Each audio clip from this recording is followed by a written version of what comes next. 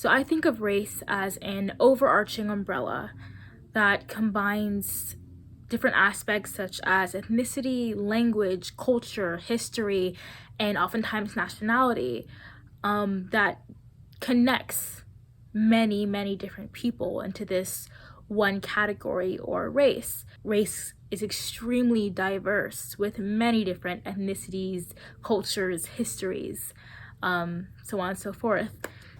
Is something that people in positions of power made to classify everyone else. And I think that structure still stands today. I think race is not natural, but we use it to define so many things in so many aspects of our lives. I remember in middle school a teacher telling our class that race was a social construct, and at first I was super confused because I was like, well, it has such a profound effect on so many people, it has such serious ramifications, how could it be something that's just like made up? And that's when I started to realize that actually there are a lot of things that we've all just kind of made up and we all just go with it.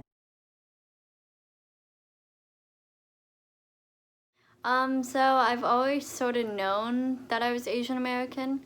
I was adopted by a white family, and I grew up in a predominantly white town.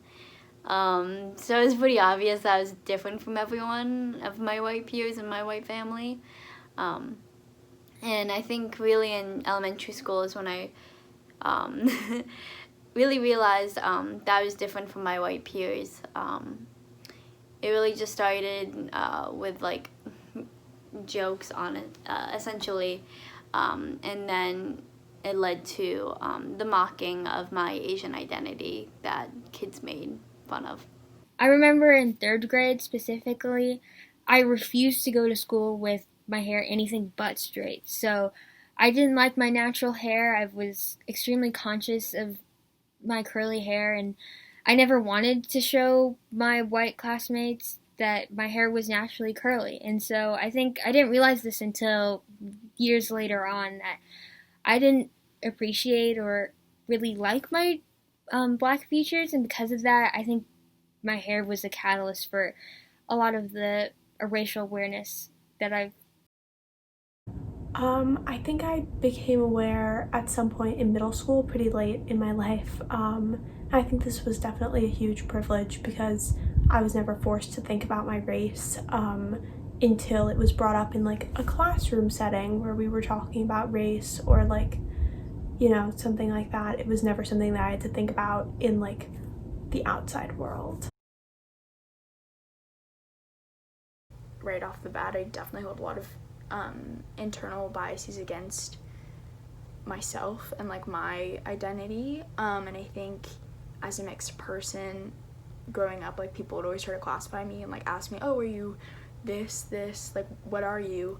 That's like the big infamous question, and I think I took that inherently and I sort of, or not inherently, implicitly, and I started doing it to other people. And I think the need to classify other people and sort of put them into boxes is what the people that created the race system, that's what they made it for, that to classify and to colonize everyone that wasn't white. I feel like that is an impossible question. I feel like me as a human being raised in this, male dominant, this patriarchal, this racist, and this society that has done everything to oppress the lives of those who don't look like me or don't act like me. I feel like I've been bred to have biases against everyone. I have to constantly fight against that societal longing for me to follow the establishment.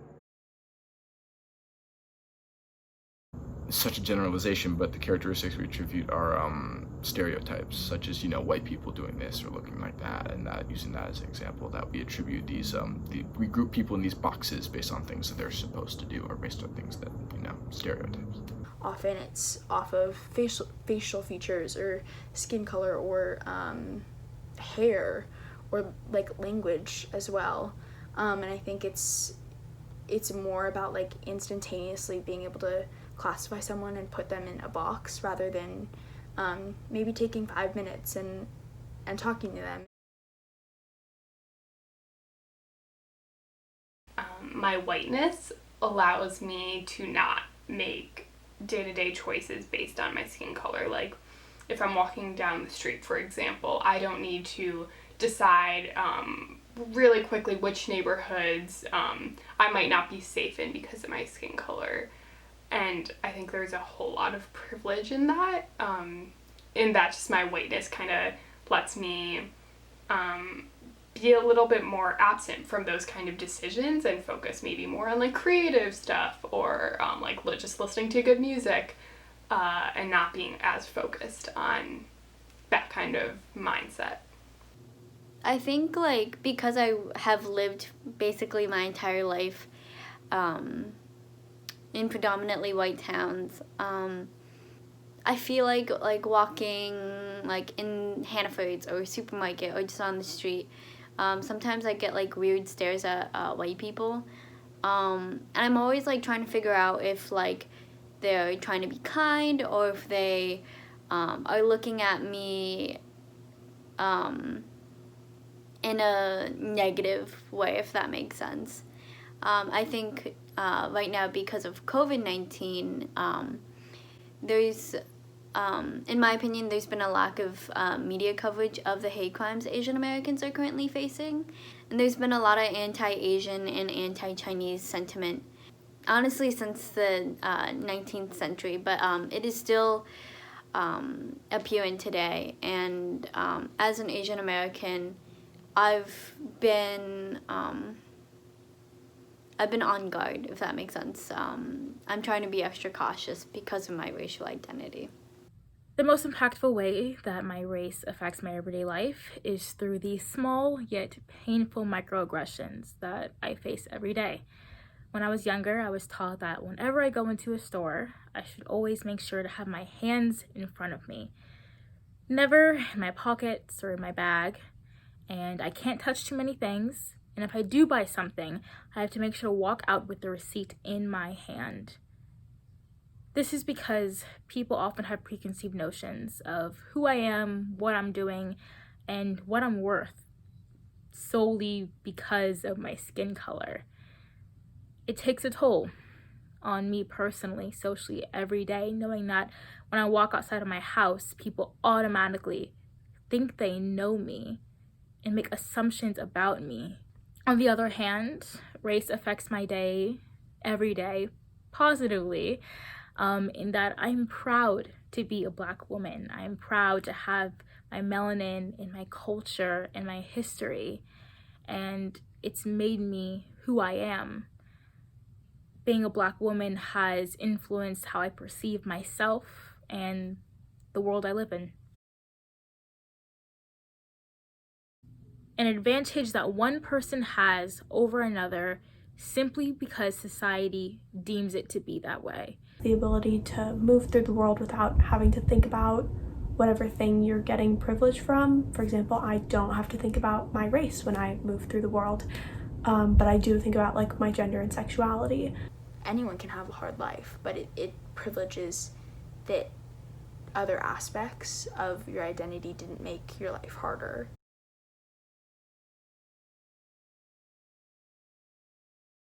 I am visibly lighter, and unless I told you, you wouldn't know that I am mixed. So that gives me more privilege, in the fact that I am more lighter than others. But I'm in lower middle class, and I am oppressed in the way of like sexuality because I am gay. Stating the obvious, I benefit immensely from white privilege due to my apparent and previously stated whiteness. That is something due to the current socio-political climate and throughout my, most transformative educative period in high school, I've reflected a lot upon how, on the basis of my translucent skin, that I have different opportunities and can probably surmount obstacles more easily than my peers of color solely on the basis of my skin. That is so radically illogical, and it continues to baffle me that, white privilege is one of the founding principles of this country, essentially, and it only serves to benefit a very small number of the population. It's absolutely confounding. So, going to a predominantly white school, I think my black identity is often erased. I typically am the only black student in the classroom, and because of that, conversations like using the N-word in a novel or slavery being talked about during history class, I think those conversations are often uncomfortable and difficult to go through. But at the same time, I also have a lot of privilege because I am mixed race, and I have a lighter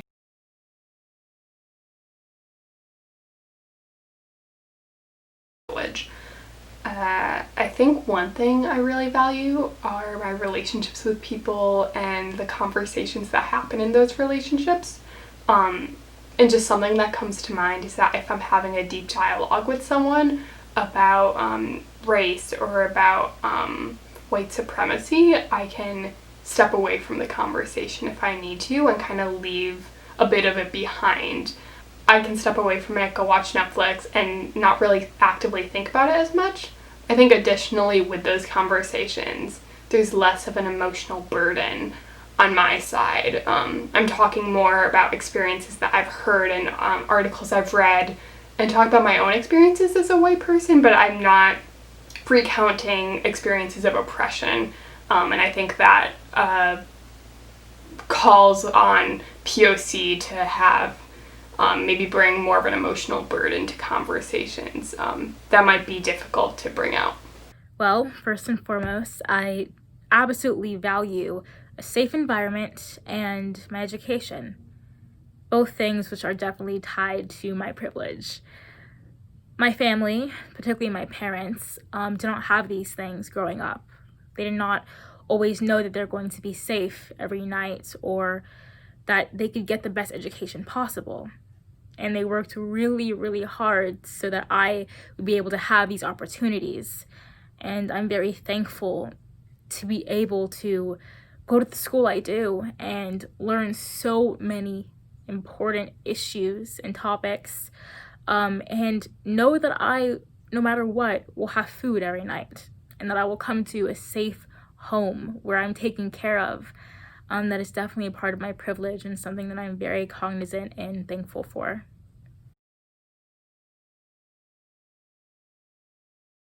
I see racism present in the Jewish community, specifically through the dismissal of Jews that are people of color, and kind of the assumption that all Jews are white, which can be true sometimes where Jews are white passing, or the idea of Judaism is typically connected to white people, but that dismisses the entire notion of people of color that are Jewish too, which is a real thing. And I also see racism present in society in the sense that there are not a lot of people of color, especially Black and Indigenous people of color, in private schools, and how there's a whole elite classism idea that makes private schools seem like they're the best thing, but then they don't have the actual representation of the real world. And I don't mean to throw shade at private schools. I think there definitely needs to be more representation, and that's a form of racism, excluding people that are members of communities that need to be represented. I think racism is present in my community because a lot of cops and stuff like that, I live in the South Side, and a lot of cops and stuff like that mostly come over here and are like around here like it's like their calling, like it's like this is my route. I rarely ever see like a lot of like cops hovering around in whiter communities. Well, I live in Los Angeles, which is typically thought to be more liberal and progressive. However, even within the progressive walls of Los Angeles, there is blatant racism and racial prejudice. One example is when I was a sophomore in high school, I was walking right outside of my high school with my basketball team to the court next door, and a truck full of white men passed us. And when they passed us, they decided to stick their heads out of the car and yell the N-word, hard R, at us, particularly me and the one other Black person in our group. I remember not knowing what to do and feeling so stuck. And while for the most part in Los Angeles, the type of racism that I personally encountered is more covert, instances of ignorance where people don't realize that what they're saying, doing, thinking is insensitive to many groups, there are cases of blatant hate that I've experienced here too. And in terms of the larger institution, I'd say one of the largest, most important problems is one, the prison system, and two, the criminalization of cannabis and cannabis consumption and possession, because now it is a billion-dollar industry where millions, thousands of white-owned companies are making so much money off of the distribution of cannabis, while Black and brown men, particularly Black men, are being thrown in jail for years, decades, for being in possession, not just distribution, but just being in possession of cannabis. And that's one instance of large institution that upholds institutionalized racism till this day as an excuse to get Black and brown people in jail and take away their rights from them, including the right to vote. So I guess the first thing that comes to mind is my school community, just because I interact with that so often. But I think just looking at like an experience like, so I go to a large or mostly POC school, and we're pretty diverse, but when I walk into an advanced class, like say like AP World, when I walk into my AP World class, I'm mostly surrounded by students who look like me and are white as well. But then I go into the hallway and it's not the case at all. And I think that kind of inequity in access is really present and just there in larger institutions of education. Just like the historic practices that have been put into place that like will prevent like Black, Indigenous, and POC teachers from getting hired, or just like give less resources to predominantly Black and brown schools. I don't know. I think it's a really tough thing to think about, but I think it's very evident in almost every interaction we have, especially in school settings. It's a commitment to justice and equality for everyone, and a commitment to fighting for justice and equality, even in tough times. I believe that social justice is really being able to look not just as that singular issue, but at how the world works around that issue, and why we as a society allow it to continue, to really be able to combat that. I think every social justice issue, whether it's the Black Lives Matter movement, environmental racism, or sexual assault, they're all connected in some way. And I think we need to work towards being intersectional about the social justice issues that we fight for.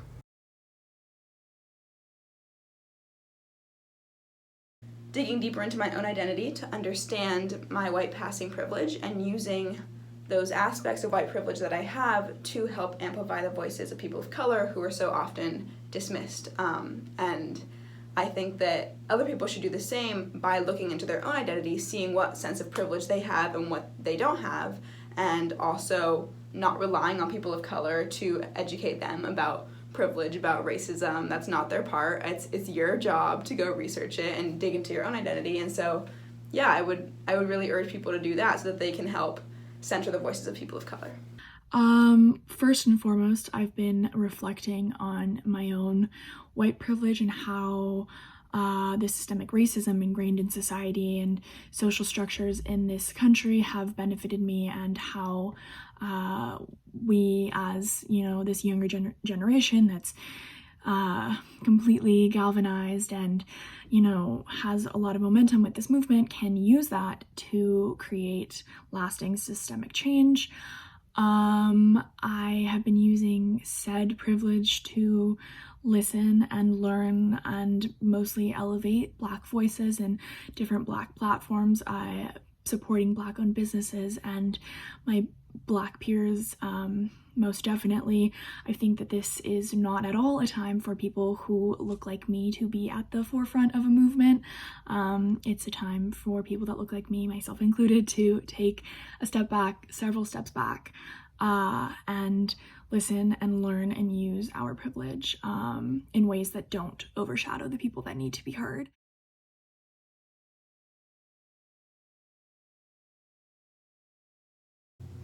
Yes, I think it is important to recognize our identities. Instead of saying, I don't see color. I think that quote specifically dismisses the fact that people of color are oppressed, discriminated, and exploited. And I think that if we do address our differences, we will be more likely to collaborate and dismantle white supremacy. I think it is abundantly important to recognize our own identities for everyone, but especially for people like me who benefit from white privilege, from male privilege, I benefit from so much on a daily basis, and I think that we as a society really need to recognize our own privilege and our own identity in order to move forward. I have to see that I am getting things that I don't ask for, but I'm getting them nonetheless, and that is really, really wrong and really unfair, and that's why we need to recognize our identities.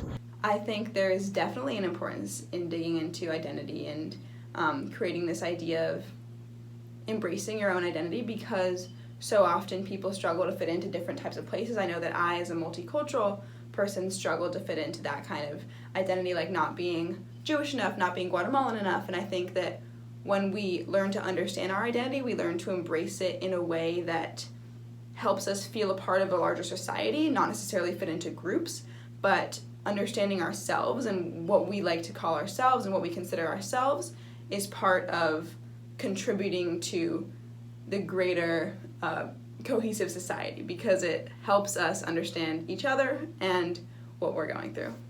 One of the only ways to sort of fight back against racial oppression, and not even just racial oppression, just like oppression against someone's identity, is to look at your own and like see what biases you hold and like where certain things that you do come from. And I think like looking at that and like solidifying your narrative of your identity is the most important thing, because other people will try to classify you and try to say you're this, and like we see in our government, we see how on standardized test forms we have to check a box off for our race, for our gender, and oftentimes like those things just don't align or there isn't a spot. I think we have to recognize that our identities are different, and also that our identities are very intersectional. My identity as a mixed Filipino person is very different from someone that is full Filipino and lives somewhere else. And I think there's so many different parts that make us who we are, that without one part of it, we could be a totally different person. And I think recognizing our differences acknowledges the struggles that we've gone through. And I think at the end of the day, like in our day-to-day lives, we're all way more similar than we think.